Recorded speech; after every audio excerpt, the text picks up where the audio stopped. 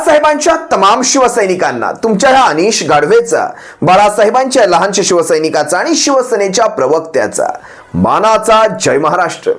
शिवसैनिकांनो, तुम्हा सर्वांना शिवसेना एक वादळ या तुमच्या माझ्या लाडक्या YouTube प्रबोधन माध्यमातर्फे, आपल्या लाडक्या शिवसेनेतर्फे सर्व शिवसैनिकांना, उभ्या महाराष्ट्रात पसरलेल्या सर्व शिवसैनिकांना, सर्व महाराष्ट्र प्रेमी नागरिकांना, संविधान प्रेमी नागरिकांना या गुढीपाडव्याच्या, या मराठी नववर्षाच्या हार्दिक हार्दिक शुभेच्छा. येणार हे मराठी नववर्ष तुम्हा सर्वांना आनंदाचं, सुखाचं, भरभराटीचं आणि मुख्य म्हणजे निरोगी आणि आरोग्य संपन्न जावो, हीच आजच्या दिवशी ईश्वरचरणी प्रार्थना करूयात. आज थोडासा एक वेगळा विषय घेऊन आलोय. हा विषय जरी ठाण्यातला असला, जो विषय मी तुम्हा सर्वांसमोर घेऊन येतोय तो विषय जरी ठाण्यातला असला तरी हाच विषय थोड्या बहुत फरकाने उभ्या महाराष्ट्रात घडताना दिसणार आहे. आणि सुरुवात पुन्हा ठाण्यानेच केली. लक्षात घ्या, मला काय सुचवायचंय, ज्या गद्दारीची सुरुवात ठाण्यातनं झाली, या सगळ्या गद्दारीला जो अंजाम मिळाला तो ठाण्यातनंच मिळाला, ज्याचा मुळात ठाणे आहे. आणि ह्या जो घाणेरडा प्रकार जो आज मी तुम्हा सर्वांच्या समोर घेऊन येतोय, याची सुरुवात देखील ठाण्यातनंच होते. मी एक व्हिडिओ तुम्हाला दाखवेल. माझ्या या विश्लेषणापूर्वी मी तुम्हाला एक व्हिडिओ दाखवेल. या व्हिडिओमध्ये ठाण्याच्या माजी महापौर मीनाक्षी शिंदे बचत गटांच्या अनुदानाच्या साठी जे काही पैसे वाटतायत किंवा जे काही वाटप चालू आहे, तुम्ही एकदा पहा काय घडतंय ठाण्यामध्ये. आणि मुळात ज्या वास्तूमध्ये बसून आपण हा सारा प्रकार घडवतोय ती वास्तू आहे आनंद आश्रम, धर्मवीर दिघे साहेबांचा आनंद आश्रम. धर्मवीर दिघे साहेबांनी ज्या आनंद आश्रमाला कधी कुठलं गालबोट लागू दिलं नाही, असं आनंद आश्रम जे तुम्हा आम्हा सर्वांसाठी एक पवित्र स्थान आहे, एक मंदिरात समान आहे ते आनंद आश्रम. त्या आनंद आश्रमात बसून कशा प्रकारे पैसे मोजले जातात, कशा प्रकारे, बघा तुम्ही एकदा हा व्हिडिओ पहा, त्याच्या पुढे मी माझं विश्लेषण करतो.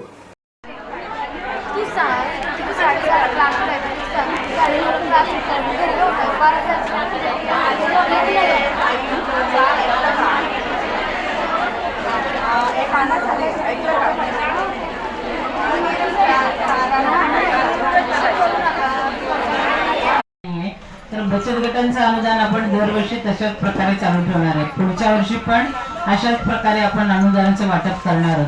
पण त्याच्यासाठी असं नको व्हायला की बचत गट फक्त नगरसेवकांशी अनुदान घेण्यासाठी कनेक्ट राहील आणि बाकी कुठल्याही गोष्टीसाठी तुम्ही येणार नाही. तर आम्हाला असं वाटतं की तुमचं कायम संपर्क त्या नगरसेवकांशी असला पाहिजे. नगरसेवकांना एक स्ट्रिक्टली इन्स्ट्रक्ट करेल मी की तुम्ही लोकांनी ह्या लोकांचा एक व्हॉट्सअप ग्रुप तयार करायचं, जेणेकरून वारंवार त्यांना कुठली गोष्ट न सांगता व्हॉट्सअपवर जर टाकली तर ते त्या गोष्टी बघतील आणि तुम्हाला लगेच कनेक्ट होतील.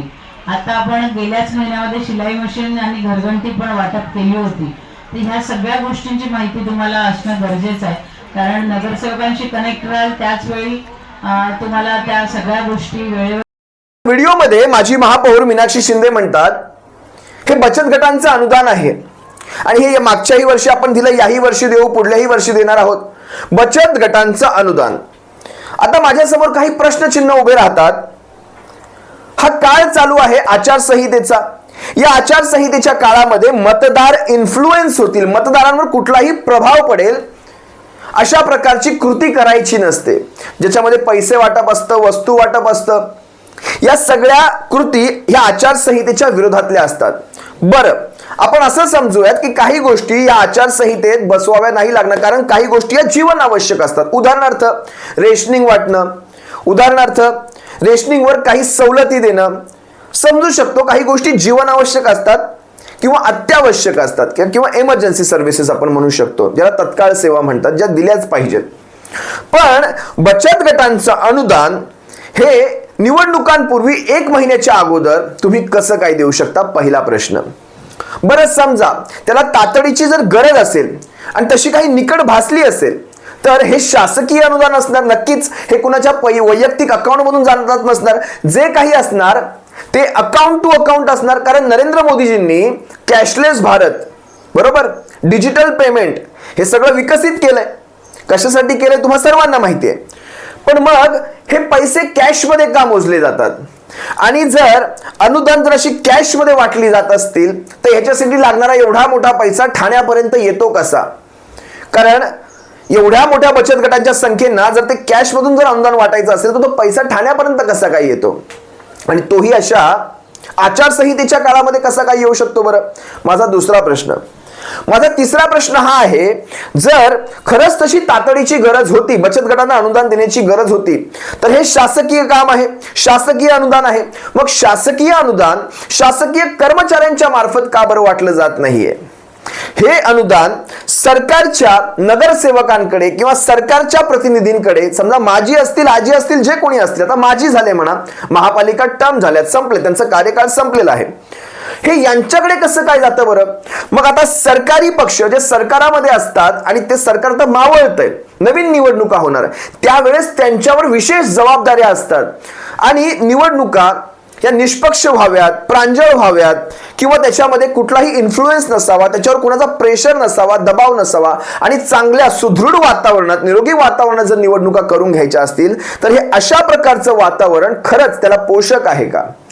तुम्ही हा व्हिडिओ पाहिलात, या व्हिडिओमध्ये कशा प्रकारची कॅश मोजली जाते, कशा प्रकारच्या महिला भगिनी तिथे बसल्या आहेत, आणि शेवटी कसं असतं, आपल्या महिला भगिनी गरीब आहेत, त्यांना काही ना काहीतरी मिळतंय म्हटलं तर. काल मी ठाण्यात आणखी एक प्रकार पाहिला, अगदी मध्यवर्ती ठाण्याच्या ठिकाणी शिवाईनगर परिसरामध्ये किटल्या वाटल्या जात आहेत स्टीलच्या. म्हणजे किटल्या वाटून तुम्ही आता मतदारांची मतं विकत घेताय की काय? त्या किटल्या, स्टीलच्या किटल्या. हाच जर प्रकार होऊ लागला तर कठीण आहे. चला, वस्तू वाटल्या.